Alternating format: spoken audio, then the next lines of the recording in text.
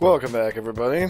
And today we're going to start off a new series called The Game Cave. And we're going to talk about the magical news revolving around the game called Flappy Bird.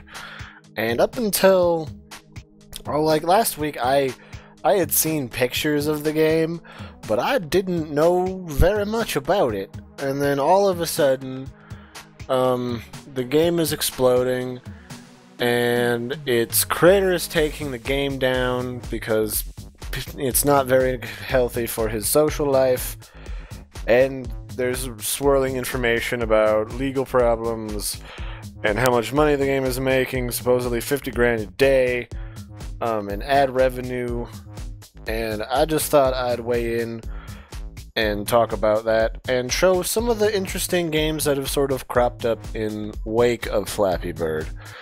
And so, just sort of jumping in here, Flappy Bird is an avoidance game where you try to thread the needle between two little pipes. There's some footage here that kind of gives you an idea. And it's very basic, it's very maddening, and I recall not liking the original sort of variances of this game that sort of arrived in the Flash genre in the late 90s, early 2000s. I remember a helicopter game that just pissed me right off. But people really liked it, and people got really mad when he said he was taking it down. And when he took it down, he just tweeted, hey guys, it's not due to legal issues, and I'll just throw up a picture here. I'm taking this sucker down because I just can't handle this situation anymore.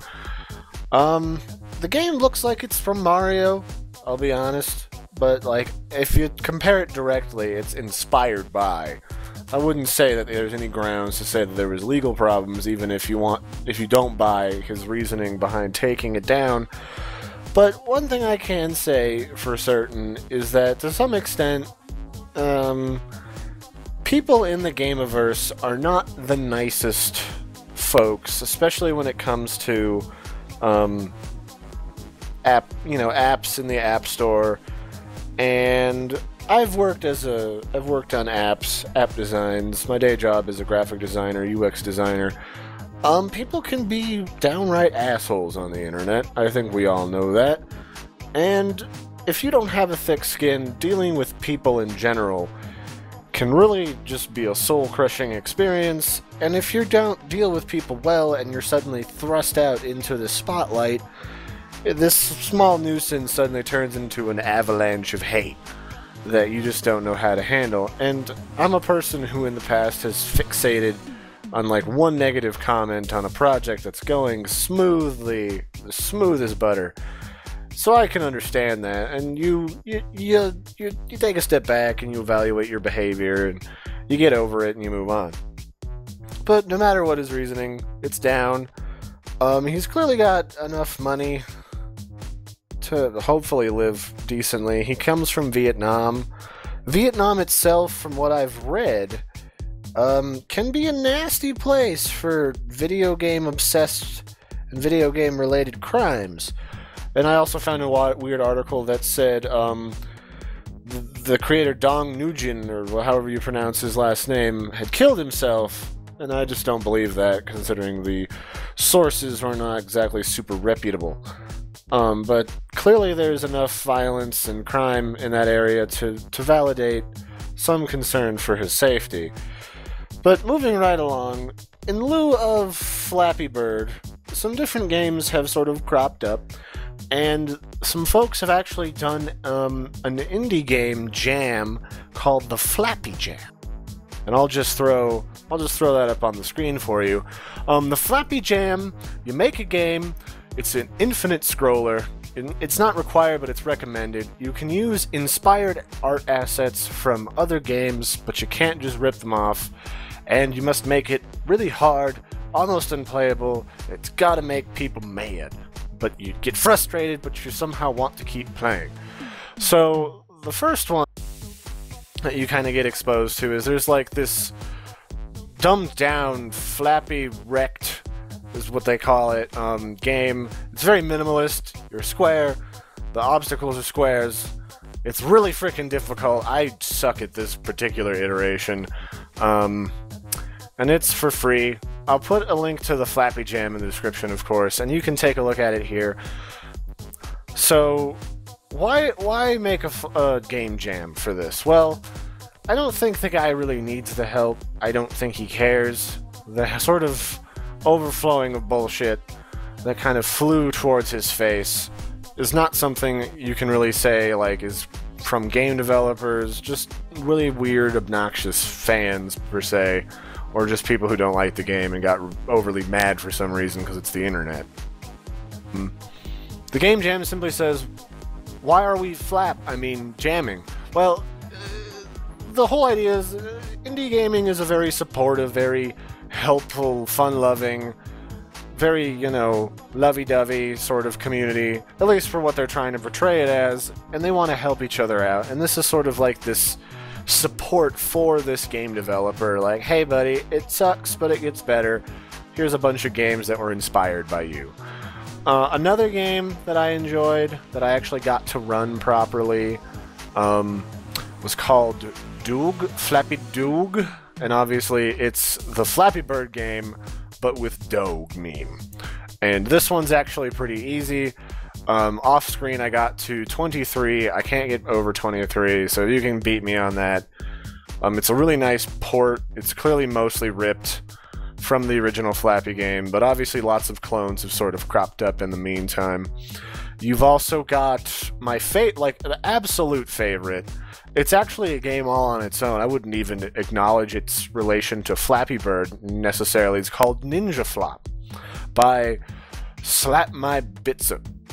And this, you're a ninja, you're flying above some Buddhist temples, and you gotta kill other ninjas.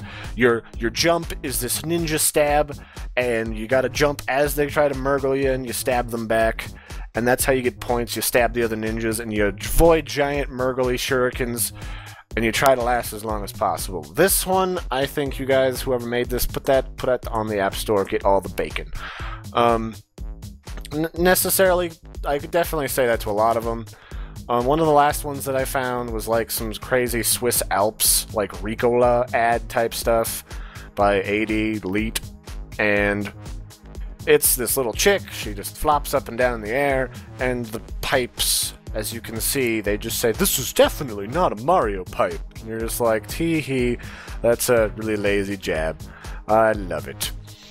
Sort of off the beaten path a little bit, jumping in, someone made a Crush Bird sort of visual poem. And it's basically called The Pipes of My Solitude. It's a game poem by James Shasha, and it's an interactive poem where, as you kind of flip through the same iterative storyline over and over, that it's basically a text-only description of how Flappy Bird works, why it's sort of really frustrating, and it's an interesting idea. It's like someone haikuing a game. That's been an interesting sort of offshoot.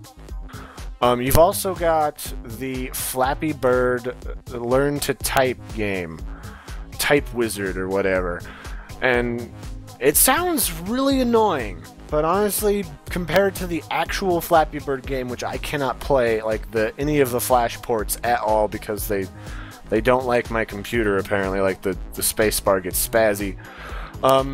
As you play, you just keep track of what letters you're hitting, you try to hit them when you need to. You get a little cross-eyed, but it's not a terrible thing. I'll put these in the description links too. So that cropped up. One of the ones that I definitely didn't feel like messing with was some guy is making, it's only an alpha, who knows if he'll continue it, or maybe it's a gal, I'm not sure. You fly first person through pipes, and this is so agitating looking, and so like heart palpitating that I just didn't even bother trying to play it. This is just a loop, some footage of a GIF that shows you how it works. It looks maddening. I'll put a link. You can download the alpha. I believe it's only for Windows. A lot of these games are only for Windows. Some of them require Unity, but they're pretty good otherwise. I mean, I wouldn't necessarily knock it. And of course, there's like a dozen there's like a dozen little clearly, you know, rips that are just flash ports for the internet that people have put out there. They're not terrible, but I mean, so I can definitely say that I don't like Flappy Bird at all. But again, I'm not a huge mobile gamer, so I'm not the best person to talk about that. My general opinion is that, like, most mobile games that are good could probably just be a better, more expansive and enjoyable experience on my computer, because I'm a big PC gamer, and that's sort of what I do. So, hopefully this guy comes back, he makes more games. Clearly the whole world knows he exists, knows about his little game company. Hopefully no one crazy in Vietnam does anything to murgle him. In the meantime, he gets sort of a handle on himself, and he can emerge back into the spotlight with Derpy Bird Flappy Thingy 2.0. So this has been the Game Cave. I'm Larry the Chupacabra, and we will catch you next time. Don't forget to like and subscribe if you enjoyed this little news tidbit and some of these games. They're all free, for as far as I can tell. Well, obviously I didn't play anything I had to pay for. So join me again next time, and we'll try to pick up on maybe like Dungeon Keeper, because I've got some alternatives for you, and they're pretty good. Dwellers. I'll say the word Dwellers. Look it up on YouTube. The guy's doing a pretty good job. Looks cool.